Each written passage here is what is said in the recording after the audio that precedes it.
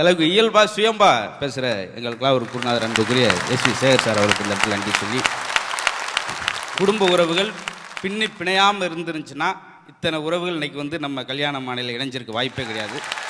ஏன்னா 2 லட்சத்துக்கு மேற்பட்ட திருமணங்கள் நடத்தி வச்சுருக்காங்கன்னா அது பின்னி பிணைந்தனால தான் உண்டு. இப்போ இங்கே செக் பண்ணியே பார்த்துருவோம், உங்களுக்கு ஒரு பரிசும் கொடுத்துருவோம். பெண்களுக்கு முதல்ல ஒரு கொஸ்டின், எல்லோரும் உங்கள் செல்ஃபோன் எடுத்துக்கங்க. செல்ஃபோன் அந்த டிஸ்பிளே வால்பேப்பரில் எல்லோரும் என்ன படம் வச்சுருப்போம்? சாமி படம், நடிகை படம் வச்சுருப்போம். யாராவது இங்கே உள்ளவங்க தன்னுடைய வீட்டுக்கார் படத்தை வச்சுருந்தீங்கன்னா உங்களுக்கு ஒரு பரிசு. 2 பேர் வச்சுருக்காங்க, ஆனால் வீட்டுக்காரர் ஃபோன் அது.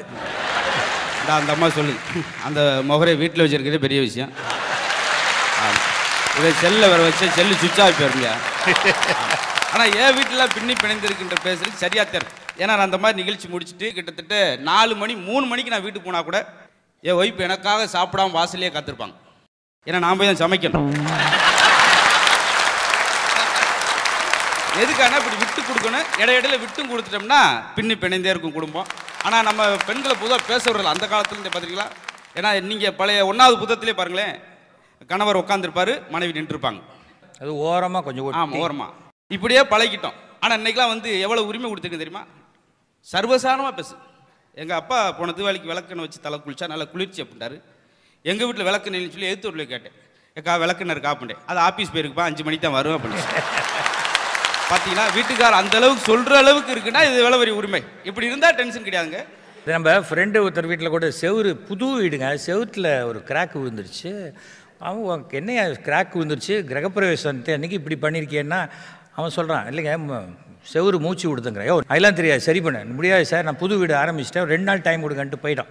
அந்த வேஷ்டி சட்டெலாம் வாங்கிட்டா மேஸ்திரி போயிட்டா. என்ன பண்ணதில்ல, இவன் கோவம் எல்லாருக்கும் பார்த்துட்டு வணக்கம் சொல்லிட்டு ஆஃபீஸ் போயிட்டு சாயங்காலம் திரும்பி வந்தால் எல்லாம் பூசிருக்கு. ஒய்ஃபை பார்த்து என்னது யார் மேஸ்திரி பண்ணாரா? இல்லைங்க நான் தாங்க பக்கத்தில் இன்னொரு மேஸ்திரி கூப்பிட்டு பூசிட்டேன். ஏங்க நான் வரத்துக்குள்ளே என்ன அவசரம்? இல்லைங்க ஒரு வீட்டில் 2 கிராக் இருக்கக்கூடாதுன்னு சொல்லிட்டாங்க.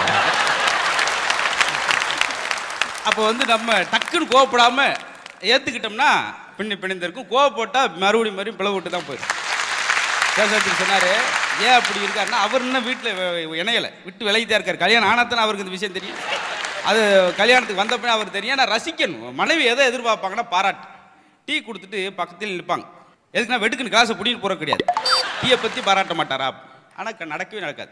என் வீட்டில் என்ன பேசினாலும் பதில். ஏன்னா படித்த வழியில் கல்யாணம் பண்ணுற என்ன சிரமம்னா எல்லாத்துக்கும் பதில் சொல்லு.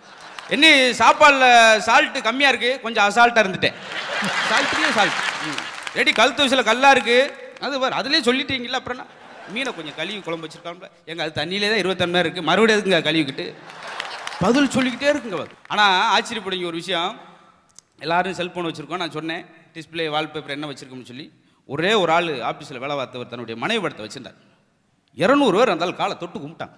இந்த காலத்தில் இப்படி ஒரு மனுஷன் பிரமிப்பாக இருக்கு. எதுக்குங்க உங்கள் மனைவி படத்தை வச்சுருக்கீங்க? உடனே அவர் விளக்கம், எனக்கு ஒரு கெட்டான சூழ்நிலை வரும்போது எல்லாம் கேட்டுக்கிட்டாங்க, ரொம்ப துயரம் வரும்போது வேகமாக சொல்லுங்கள், வாழ்க்கை வெறுத்துருவோம் இல்லை மலையிலேருந்து உருண்டுருவோம் அப்படின்னு நினைக்கும் போது அவள் படத்தை எடுத்து பார்ப்பேன், இதை விட துயரமல்லாமல் கொஞ்சம் வரப்போகுது அப்படின்னு அவர் சொல்லலை. எதுக்கு வச்சிருக்காருன்னா இதை பார்த்தா மனைவி சந்தோஷப்படுவாங்க. ஆஹா நம்மளை இப்படி வச்சிருக்காரு. மனசுக்குள்ள என்ன இருக்கட்டும், பாராட்டுறதுக்காக எந்த குடும்பம்லாம் பாராட்டி பாராட்டி வாழ்கிறதா அந்த குடும்பத்தில் டென்ஷன் கிடையாது. ஏன்னா ஆஃபீஸ் விட்டு வராருன்னு வச்சுக்கலேன், ஆஃபீஸ் முடிச்சுட்டு வராரு, வீட்டுக்காரர் என்னத்தை எதிர்பார்ப்பானா அனுதாபத்தை எதிர்பார்ப்பார். வந்தனோ டீ போட்டு கொடுக்குறது, வாங்க சுடுதண்ணில் குளிங்கன்றது. எங்கே ஒரு மாதிரியா இருக்கீங்க, அந்த மேனேஜர் தாண்டி என்னை குரங்கு மாதிரி இருக்குன்னு சொல்லி திட்டிட்டு அவன் கிடைக்கான் லூஸ் பையன், நீங்களா குரங்கு மாதிரி இருக்கேன், சீச்சி உட்காருங்க, குரங்கு தான் உங்களை மாதிரி இருக்கு, உட்காருங்க சாப்பிடுங்க. அதை விட இன்னைக்கு உள்ள தலைமுறைக்கு நம்ம கொடுத்துருக்க பெரிய உரிமை.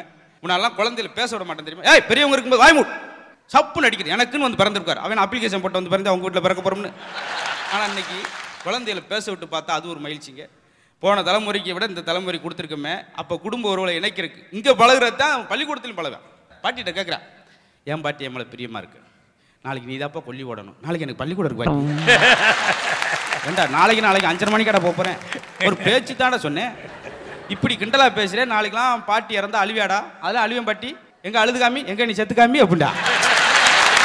இதே இதை வந்து பள்ளிக்கூடத்துக்கு கொண்டுருவேன். அப்பா சொல்கிறா, என்னடா முட்டை மார்க் வாங்கியிருக்க, முட்டையில் தான்ப்பா புரோட்டீன் அதிகம்.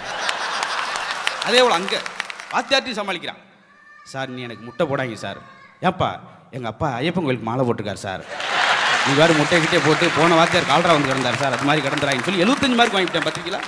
சமாளிப்பான். பார்த்தீங்களா? டேய் என்னடா அந்த பொண்ணு பார்த்தியாடா 85 மார்க் வாங்கிடு, நீ 15 மார்க் வாங்கிடு, எப்படி வாங்க முடியும் சார்? எப்படி வாங்க முடியும்? கல்விக்கு அதிபதி யாரு? கலைவாணி. அப்போ ஒரு லேடிஸ் தானே மார்க்கை போடும். நீங்கள் கல்விக்கு கருப்புசாமியை போடுங்க, நாங்கள் 85 மார்க் வாங்குறோம்.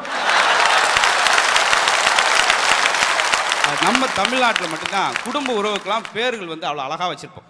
அண்ணி, அன்னை, நீ பிரிச்சா, மதினி, மாதா, நீ, கணவன், கண், அவன். அது விட குடும்பம் ஒரு பல்கலைக்கழகம்னு சொன்னது நம்ம ஊரில் தான், குடும்பம் ஒரு கோயில்னு சொன்னது நம்ம ஊரில் தான். குடும்பம் எங்கேயாவது மாநகராட்சின்னு சொல்லியிருக்கோமா? கிடையவே கிடையாது. இவ்வளவு அடுக்கடுக்கான விஷயங்கள் இது. அதே போல் குடும்பம் இணைந்து தான் இருக்குது, பின்னி பிணைந்து தான் இருக்குன்ற போது நீங்கள் தாலி கட்டுறப்பே பார்த்துடலாம். அந்த முந்தாணி முடிச்சு அதிலே பின்னி ஆரம்பிக்கிறது.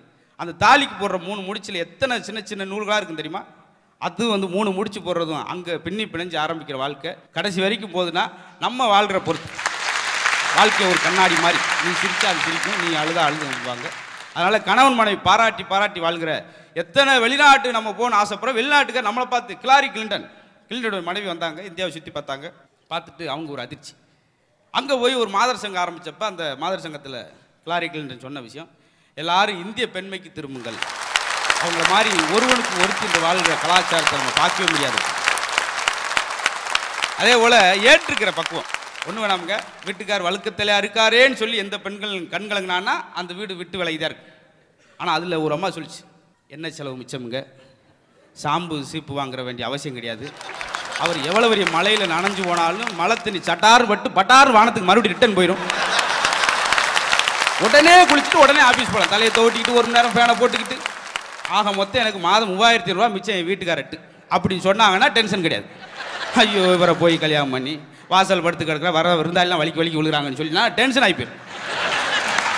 அதே போல் மனைவி கருப்பா இருக்காளேன்னு சொல்லி எந்த ஆண்கள் கண்கலம் கூடாது. ஏன்னா நம்மளை தவிர வேற எவனும் பார்க்க மாட்டேன். ஒரு பாயிண்ட். இப்போ ஒரு அழகான பொண்ணை கல்யாணம் பண்ணி வீட்டில் விட்டு நம்ம வெளியூர் நிம்மதியாக வேலையை பார்க்க முடியுமா? கரண்ட் கிட்ட லட்சுமி கதவை போட்டுப்பா, வெளியே உங்கள் அப்பா படுக்க வை, எதுக்கு இந்த டென்ஷன்? அது இருக்கிறலாம் ஏற்றுக்கொள்ள பழகிட்டோம்னா மனநிறைவான வாழ்க்கை. ஆனால் சில நேரத்தில் ஒரு மாதிரி புரியுற மாதிரி தெரியும், மடக்குன்னு மிரண்டுருவாங்க. பார்த்தீங்களா? வீட்டுக்காரம்மா சொல்லுது, எங்கள் அம்மா வரம்ன்றாங்க ஒருமா லீவில் நம்ம வீட்டுக்கு. அம்மா வருது, ஆட்டுக்குட்டி வருதுன்னு. நான் நல்லா எல்லாம் வந்து போகிறதுக்கு சத்திரமா கட்டி வச்சுருக்கேன், அதெல்லாம் யாரும் வரக்கூடாது. இல்லை கூடவே என் தங்கச்சி வரம்ன்றா, வர சொல்லுமா, நம்மளை விட்டால் யாருமா இருக்காங்க, நம்மளாம் ஒன்று மண்ணுமா பழகிட்டேன், நீ கூட போ, அந்த அம்மா வந்து ஒரு மாதிரி இருக்கட்டு. பார்த்தியா? எதுக்கு சொல்கிறேன்னா, நீங்கள் பேச விட்டு பார்க்குறது. ஏன்னா குழந்தைகள் தினம் கொண்டாடுறோம், குழந்தைகளோடு கொண்டாடுறது கிடையாது யாருமே. ஏன் ஞாயிற்றுக்கிழமை லீவ் வருதுன்னா கவிப்பரசு வைரமுத்து சொல்லுவாங்க, வாழ்க்கையில் 6 நாட்கள் விற்கப்படுகிறது, ஒரே ஒரு நாள் தான் வாங்கப்படுகிறது ஞாயிற்றுக்கிழமை. குடும்பத்தோடு உட்காந்து குழந்தையில உட்காந்து கொஞ்சி பேசுறதுக்கு, குழாவி பேசுறதுக்கு. அன்னைக்கு பாருங்கள் குழந்தைய பற்றி தெரியும். நான் கேட்டேன், நீ சைவமா அசைவமாடா? நான் சைவம் தான், சாப்பிடும்போது ரேசா அசைவம் அப்படின்டா. ஒரு வரியிலே முடிஞ்சு வச்சு. இது தீபாவளிக்கு எடுத்த சட்டையா? இல்லை எனக்கு எடுத்த சட்டை. அதுக்கடுத்து அவன் ஏதாவது பேச முடியுங்களா? ஒரே வரி தான்.